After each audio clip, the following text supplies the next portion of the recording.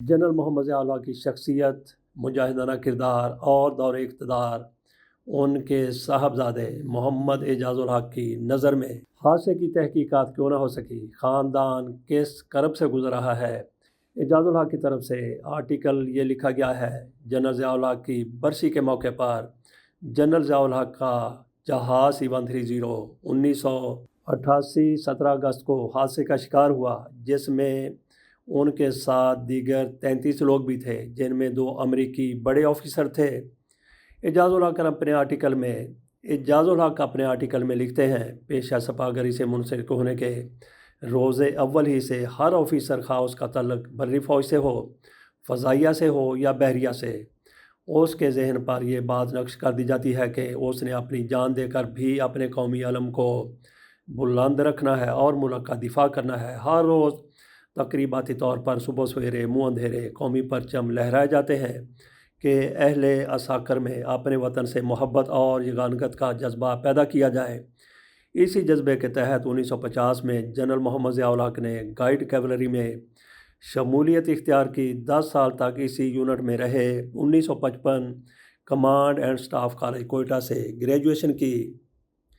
इसी कॉलेज में इंस्ट्रक्टर भी रहे। उन्होंने रसाला की, एक कोर, एक आर्म ब्रिगेड, एक आर्म डिवीज़न और एक कोर की कमांड भी की। जनरल मोहम्मद ज़ियाउल हक़ जनरल गोल हसन के स्टाफ ऑफिसर भी रहे। 52 साल की उम्र में आर्मी चीफ मुकर्रर हुए। वो आला कारकर्दगी के दिलदादा थे और बेहतरीन प्रेजेंटेशन के तो गोया शैदाई थे। बेहद मिलनसार, खुशतिबा, मेहमानवाज थे। हर काम में हद दर्जा नफासत मांगते थे। अपने मिलिट्री सेक्रेटरी और दीगर स्टाफ का तकर्रर बहुत देखभाल करते थे और फिर उन्हें अपने घर का फ़र्द ही समझते थे। फितरत ने उन्हें अजीब क़ुव्वत बर्दाश्त से नवाजा था। वह अपने पुराने घरेलू मुलाजमीन को तब्दील करने में कभी राज़ी नहीं होते थे। सारी सारी रात जागते, मगर कभी उनके चेहरे पर थकावट नहीं देखी। अलबत्ता सफ़र में अपनी नींद पूरी करते थे। जनरल मोहम्मद ज़ियाउल हक़ एक रासखुल अक़ीदा मुसलमान थे। एजाज़ुल हक़ मज़ीद कहते हैं कि उनके सामने एक मिशन था। उन्होंने मिल्लत इस्लामिया के इस्तेहकाम के लिए बहुत मेहनत की। मुझे सदर जनरल मोहम्मद ज़ियाउल हक़ को बतौर वालिद और बतौर हुक्मरान देखने का मौका मिला। वो एक कुशादा ज़रफ़ इंसान थे। उनकी ज़ाती ज़िंदगी कभी किसी किस्म के हज़ीमत और पशेमानी वाले काम में मुलव्वस नहीं रही। तबलीग इस्लाम उनके ईमान का हिस्सा था और उनकी आरज़ू थी कि पाकिस्तान में इस्लामी हुकूमत कायम हो जाए। आज़ाद ख्याली और लिबरलिज़म मादर पिदर आज़ादी को मगरबी मुआशरे के इसरार से मुल्क को बचाना चाहते थे। उन्हें यकीन था कि मुस्लिम ममालिक सिर्फ़ इस्लाम की तालीमात पर अमल करके ही इस चैलेंज का मुकाबला कर सकते हैं। जनरल मोहम्मद ज़ियाउल हक़ की शख्सियत उनके मद्दाहों और उनके नकादों की नज़र में एक अलग अलग रुख लिए हुए है। वो हर लिहाज से एक ताकतवर हुक्मरान रहे, मगर कोई उनके दामन पर किसी किस्म के करप्शन के दाग तलाश नहीं कर सका। 1979 में उन्हें मिलिट्री काउंसिल ने निशाने इम्तियाज़ मिलिट्री देने का फ़ैसला किया, मगर उन्होंने ये पेशकश कबूल नहीं की और कहा, मेरी कारकर्दगी के हुस्न और कबा का फ़ैसला तारीख़ और आइंदा आने वाली नस्ल पर छोड़ दीजिए। वो 5 जुलाई 1977 से 17 अगस्त 1988 तक मुल्क के हुक्मरान रहे। 17 अगस्त उनकी ज़िंदगी का आखिरी और पाकिस्तानी कौम के लिए कौमी गम का दिन साबित हुआ। उस रोज़ उनके तैयारे का हादसा हुआ और फ़ौजी वर्दी में वो इस हादसे में अल्लाह के हजूर पेश हो गए। 17 अगस्त को वो मामूल के मुताबिक तैयार हुए। उनके तैयारे ने सुबह 8:21 पर चकलाला एयरबेस से परवाज़ की और 9:27 पर बहावलपुर के हवाई अड्डे पर हिफाजत के साथ ये तैयारा उतर गया। रवानगी से कबल चकलाला एयरबेस पर तैयारे की मुकम्मल देखभाल और जांच पड़ताल की गई थी और उसे उड़ाकर टेस्ट फ्लाइट के लिए भी मौजू करार दिया गया था। अमरीकी टैंक का मुआयना करने के बाद वो तकरीबन 3:30 बजे वापसी के लिए तैयारे में बहावलपुर से सवार हुए। इसी असना में आमों के 2 क्रेट और एक तोहफे का डब्बा लाया गया, जिसमें तैयारों के या अमरीकी टैंक के मॉडल थे। C-130 3:46 पर ज़मीन से उड़ा और चंद मिनटों में जब उनका तैयारा दरियाए सतलुज के ऊपर पहुंचा तो उस वक्त तैयारा कम बुलंदी पर था। اس وقت طیارہ لڑکھڑایا، طیارے کا رخ نیچے کی طرف ہوا، پھر اوپر اٹھا، ہچکولے کھاتا ہوا سیدھا زمین پر گرا۔ 3:51 پر طیارہ گرا اور اس کے ساتھ اس میں آگ لگ گئی۔ جائے حادثہ بہاولپور ہوائی اڈے سے تقریباً 9 کلومیٹر دور شمال مغرب کی جانب ہے۔ طیارے کی کارکردگی حادثے سے تقریباً 2-2.5 منٹ قبل ہی خراب ہو گئی تھی اور دیکھتے ہی دیکھتے طیارہ زمین پر آن گرا۔ حادثے کے وقت موسم بھی صاف تھا اور حد نگاہ 5 کلومیٹر تک تھی۔ موسم کا حادثے سے کوئی تعلق نہیں تھا۔ حادثے کی تحقیقات کے لیے اس وقت ایئر کموڈر عباس کی سربراہی میں ایک بورڈ بنایا گیا، جس کی تحقیقات میں کہا گیا طیارے کو باہر سے کسی نے نشانہ نہیں بنایا، جو کچھ بھی ہوا جہاز کے اندر سے ہوا۔ جس طرح جہاز گرنے سے قبل اوپر نیچے ہوا اور لڑکھڑایا، اس سے اندازہ یہی کیا گیا کہ ہو سکتا ہے کہ پائلٹس کے ساتھ کوئی طبی صحت کا معاملہ ہوا ہو۔ طیارے کے حادثے کی تحقیقات کے لیے جسٹس شفیع کمیشن بھی بنایا گیا تھا۔ یہ سب کچھ ایک واقعاتی کہانی کا ہی مواد ہے۔ ہم بطور لواحقین آج تک مطمئن نہیں ہو سکے کہ طیارہ کیسے گرا۔ اعجاز الحق مزید کہتے ہیں کہ اور اس حادثے کے اصل محرکات کیا تھے؟ اگر یہ سازش تھی تو کہاں تیار ہوئی؟ کون اس میں ملوث رہا؟ کس نے کس کے کہنے پر منصوبہ بندی کی؟ اس حادثے کا فائدہ کس کو پہنچا؟ مجھے کچھ زیادہ نہیں کہنا، بس یہی کہہ سکتا ہوں کہ صدر جنرل محمد ضیاء الحق کے طیارے کا مقدمہ اللہ کی عدالت میں ہے۔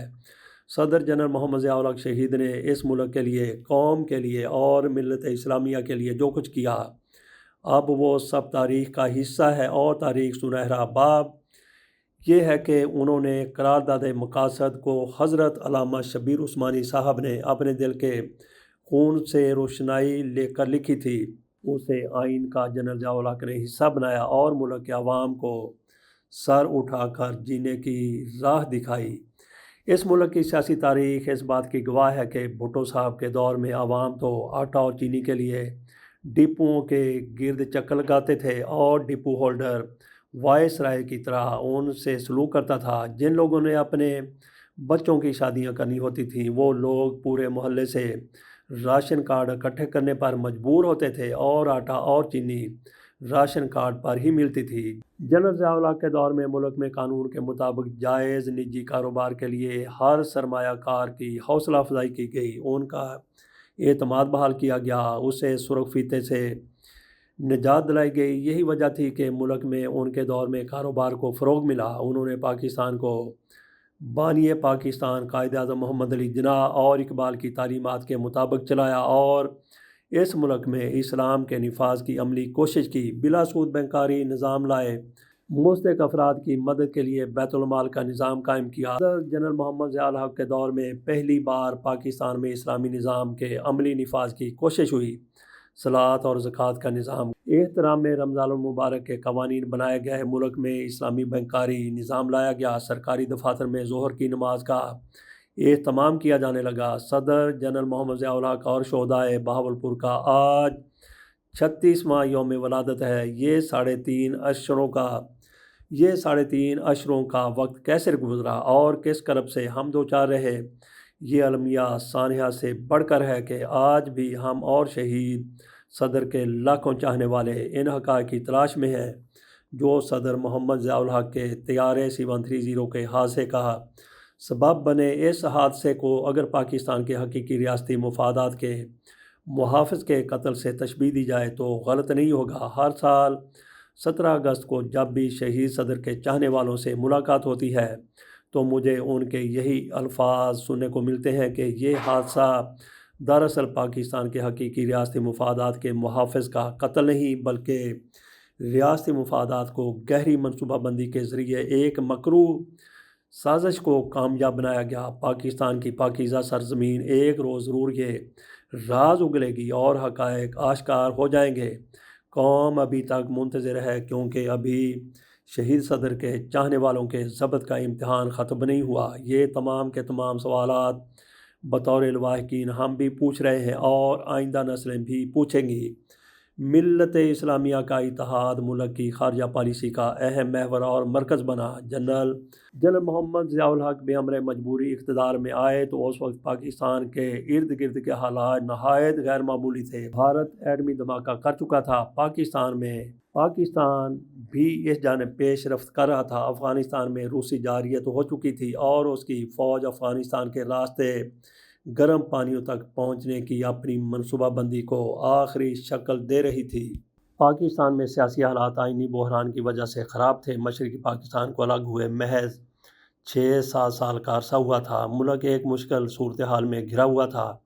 افغانستان ہمارا پڑوسی اسلامی ملک ہے جس کے معروضی حالات کا پاکستان پر اثر انداز ہونا لازمی امر ہے۔ 1979 میں افغانستان پر روسی جارحیت نے پاکستان کی سلامتی اور اس کے مستقبل کے لیے ایک بڑا خطرہ پیدا کر دیا تھا۔ 71 میں پاکستان کے 2 لخت ہونے کے بعد بلکہ اس سے بھی پہلے روس اور بھارت میں دوستی کے کئی معاہدے ہوئے اور محبت کی پینگیں بڑھیں۔ ادھر امریکہ کو تشویش تھی کہ بھارت کو مکمل طور پر روس کی گود میں چلے جانے سے روکا جائے۔ جب جنرل ضیاء الحق نے جولائی 1977 میں چیف مارشل لا ایڈمنسٹریٹر کے طور پر اقتدار سنبھالا تو امریکہ سے پاکستان کے حالات کافی کشیدہ اور پیچیدہ تھے۔ ایسے میں روسی جارحیت پاکستان کے لیے انتہائی تشویش کا باعث تھی اور اگر روس افغانستان میں اپنے عزائم میں کامیاب اور قدم جما لیتا تو پھر لازمی طور پر اس کی اگلی مہم جوئی کا نشانہ پاکستان ہوتا، کیونکہ یہاں صوبہ سرحد اور بلوچستان میں بھارت کی مدد سے قوم پرستی کے نام پر علیحدگی کی تحریکیں بھی سر اٹھا چکی تھیں۔ روسی جارحیت کے خلاف افغانستان کی آزادی کے لیے جدوجہد میں افغانوں کی مدد اور 35 لاکھ سے زائد مہاجرین کو خوش دلی سے پناہ دے کر جنرل ضیاء الحق نے جس ملی اخلاقی مذہبی اور انسانی ہمدردی کا مظاہرہ کیا، یہ ذمہ داری جس آسان طریقے سے نبھائی، اس کی مثال پیش کرنا مشکل ہے اور اس حوالے سے جنرل محمد ضیاء الحق کو ہمیشہ یاد رکھا جائے گا۔ افغانستان جنگ میں جنرل ضیاء الحق اور ان کے رفقائے کار کے کردار، حکمت عملی، سیاسی اور حربی دانشمندی، تدبر اور تدبیراتی منصوبہ بندی کو کبھی بھلایا نہ جائے گا۔ انہوں نے امریکہ سے منگفلی نہیں لی بلکہ قومی مفاد کو مد نظر رکھ کر سفارتی تعلقات استوار کیے اور کبھی امریکیوں سے مرعوب نہیں ہوئے تھے۔ جرأت مندانہ فیصلے اور حکمت عملی ان کی خارجہ پالیسی کی بنیاد تھی۔ ایک بار ایسا ہوا کہ انہیں آگاہ کیا گیا کہ اسلام آباد سے امریکی سفیر پشاور افغان مہاجرین کے کیمپوں کے دورے کے لیے جا رہے ہیں۔ صدر جنرل ضیاء الحق نے حکم دیا کہ انہیں اچھی طرح بتا دیا جائے کہ وہ واپس اسلام آباد آئیں۔ اگر وہ اٹک کا پل کراس کر جائیں تو انہیں کہہ دیا جائے کہ وہ پشاور سے واپس اسلام آباد نہیں آئیں گے بلکہ وہیں سے کابل چلے جائیں اور کابل سے امریکہ اپنے ملک چلے جائیں۔ یہ پیغام مل جانے پر امریکی سفیر پشاور نہیں گئے بلکہ اسی وقت واپس اسلام آباد آ گئے۔ پاکستان کے لیے ان کی قومی، ملی اور دینی خدمات بہت ہی زیادہ ہیں۔ شہید صدر نے بطور عاشق رسول صلی اللہ علیہ وسلم، ختم نبوت صلی اللہ علیہ وسلم کے محافظ بن کر متنازع قادیانیت آرڈیننس جاری کیا، جبکہ اس وقت ملک کے ایک بڑے قانون دان نے انہیں ایسا کرنے سے منع بھی کیا تھا۔ تاہم راجہ محمد ظفر الحق کی کوششوں سے یہ آرڈیننس تیار کیا گیا۔ جنرل محمد ضیاء الحق نے فوجی سپہ سالار، ایک منجے ہوئے سیاستدان، مدبر اور انسان دوست مسلمان سربراہ کی حیثیت سے افغان جنگ میں ان منٹ نقوش چھوڑے۔ ان کے دور میں امریکہ کے تحفظات کے باوجود پاکستان نے اپنا ایٹمی پروگرام کامیابی سے چلایا اور حکمت عملی ایسی کامیاب رہی کہ امریکی صدر پاکستان کے لیے امداد دیتے وقت ہر سال امریکی کانگریس کی رائے ویٹو کرتے رہے اور ہم اپنا کام کرتے رہے۔ دنیا نے انہیں مستقل مزاجی اور مستقل یکسوئی سے ایک بڑی سپر پاور کے مقابلے میں افغان عوام کے شانہ بشانہ کھڑے دیکھا۔ یہ سب کچھ انہوں نے اس وقت کیا جب پاکستان مالی اور سیاسی طور پر غیر مستحکم تھا اور خطے کی معروضی صورتحال کی وجہ سے کئی طرح کی مشکلات اور خطرات میں گھرا ہوا تھا۔ اس وقت تک پاکستان ایٹمی قوت کی شناخت بھی نہ رکھتا تھا۔ افغان قوم کو روس کے پنجۂ استبداد سے نجات دلا کر افغانستان کے راستے گرم پانیوں تک پہنچنے کی روسی خواہش کے سامنے بند باندھنا بڑا کارنامہ ہے کہ جنرل محمد ضیاء الحق اور ان کے اس جنگ میں فوجی کمانڈروں کو اس کا کریڈٹ نہ دینا نا انصافی ہوگا۔ افغانستان کی روسی جارحیت سے آزادی موجودہ عہد کا ایک ایسا لازوال واقعہ ہے جس نے احیاء اسلام کی تحریکوں پر بڑے گہرے اثرات مرتب کیے ہیں۔ اعجاز الحق مزید کہتے ہیں کہ 1977 میں اپوزیشن کی اپیل پر عوام نے بھٹو حکومت کے خلاف منگیر احتجاجی تحریک شروع کی تھی۔ اس کے نتیجے میں آئینی بحران پیدا ہو گیا تھا۔ جنرل ضیاء الحق کو ملک کا نظم و نسق سنبھالنا پڑا تو تاریخ کے اوراق اس بات کے گواہ ہیں کہ لوگوں نے اس تبدیلی پر مٹھائیاں بانٹی کہ سوجی اور چینی کے گودام خالی ہو گئے۔ 1989 میں جب اشتراکی فوج نے افغانستان میں جارحیت کی اور افغان عوام پر چڑھ دوڑی تو جنرل محمد ضیاء الحق کی سربراہی میں اعجاز الحق کہتے ہیں کہ پاکستان کی عسکری قیادت نے بہت سوچ سمجھ کر یہ تاریخ ساز فیصلہ کیا کہ پاکستان کو افغان عوام کی تحریک آزادی میں مدد کرنی چاہیے۔ افغانستان کی صدیوں کی تاریخ شاہد ہے کہ افغان قوم نے بیرونی حملہ آوروں کو کبھی قبول نہیں کیا۔ افغان جنگجو قوم ہے، وہ ہمیشہ بیرونی حملہ آوروں کے خلاف برسرِ پیکار رہتی آئی ہے، لیکن یہ بھی حقیقت ہے کہ اگر صدیوں کی تاریخ میں کوئی ایسا وقت آیا کہ جب افغان قوم کو بیرونی حملہ آوروں سے نجات نصیب ہوئی تو وہ قوم آپس میں ہی میدان جنگ سجا کر بیٹھ گئی اور مختلف قبائل یا گروہ آپس میں لڑتے رہے۔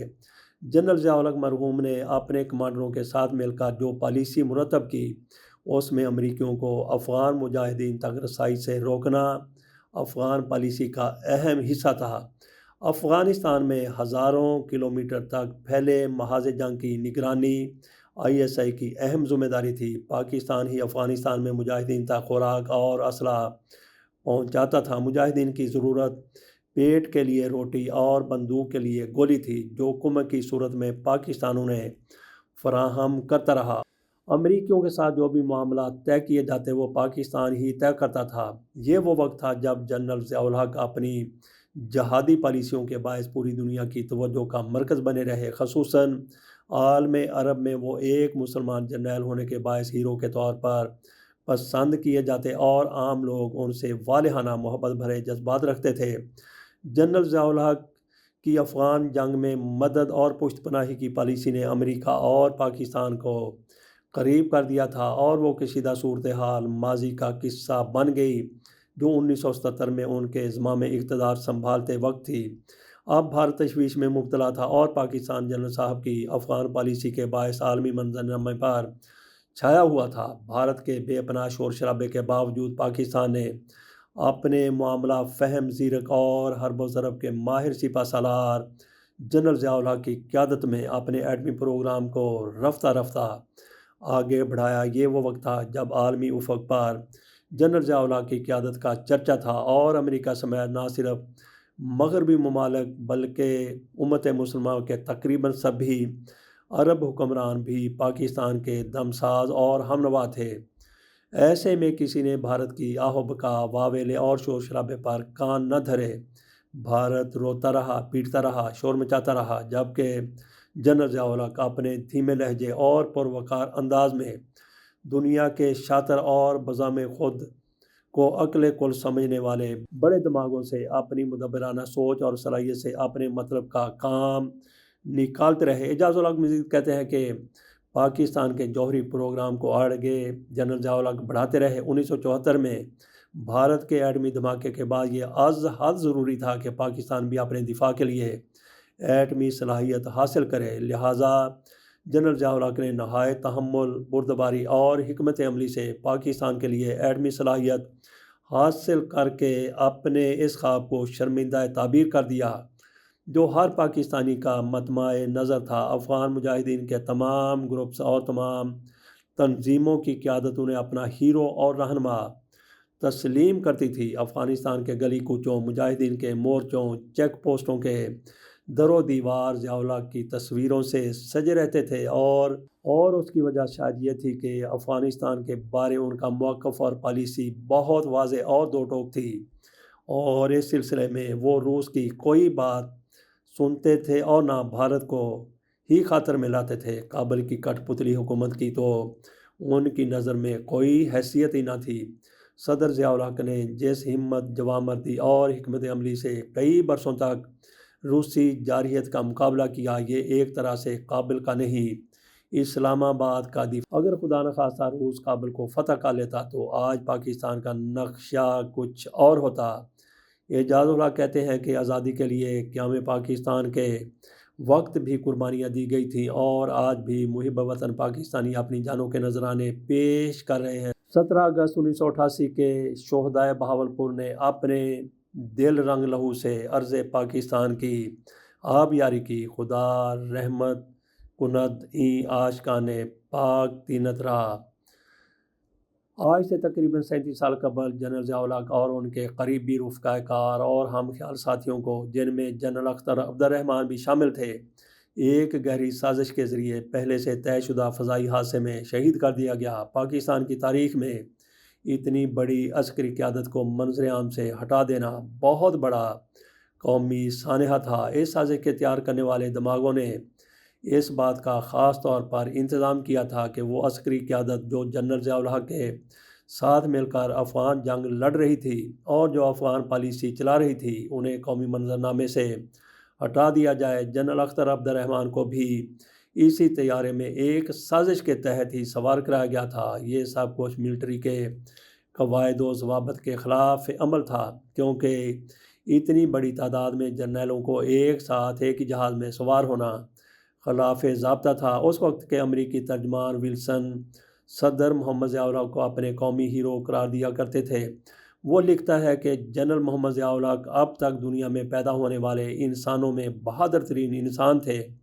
جنرل ضیاء الحق نے روس کے شدید اور بے انتہا دباؤ کی مزاحمت کی جو روس نے افغان مجاہدین کا ساتھ چھوڑنے کے لیے ان پر ڈالا تھا۔ انہوں نے روسی ریچھ کی آنکھوں میں آنکھ ڈال کر اس حد تک مقابلہ کیا کہ اس روسی ریچھ کو آنکھ جھپکنا پڑی۔ CIA کا مشہور تجزیہ کار بروس ریڈل لکھتا ہے کہ سوویت یونین کو شکست دینے کے لیے CIA کا ایک بھی افسر افغانستان میں نہیں گیا۔